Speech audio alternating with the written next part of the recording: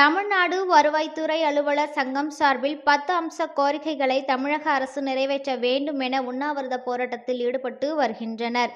ராணிப்பேட்டை மாவட்டம் ராணிப்பேட்டை அடுத்த முத்துக்கடை பேருந்து நிலையம் அருகே தமிழ்நாடு வருவாய்த்துறை அலுவலர் சங்கம் சார்பில் 10 அம்ச கோரிக்கைகளை தமிழக அரசு நிறைவேற்ற வேண்டும் என தெரிவித்து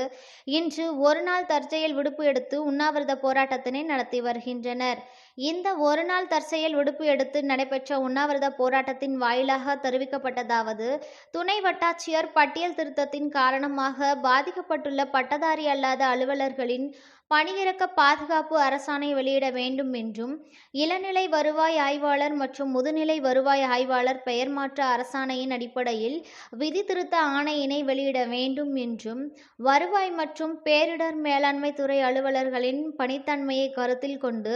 அனைத்து நிலை அலுவலர்களுக்கும் மேம்படுத்தப்பட்ட ஊதியம் மற்றும் தனி ஊதியம் வழங்க நடவடிக்கை எடுக்க வேண்டும் என்றும், வருவாய் மற்றும் பேரிடர் மேலாண்மை துறையின் 3 ஆண்டுகளுக்கு மேலாக காலியாக உள்ள அலுவலக உதவியாளர் பணியிடங்களை உடனடியாக நிரப்பிட நடவடிக்கை எடுக்க வேண்டும் என்றும்,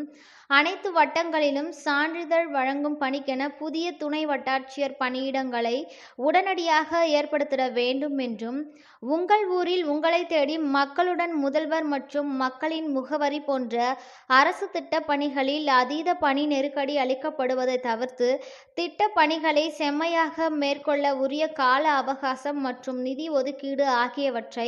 உடனடியாக வழங்க வேண்டும் என்பன உள்ளிட்ட 10 அம்ச கோரிக்கைகளை வலியுறுத்தி உண்ணாவிரத போராட்டம் நடைபெற்றது.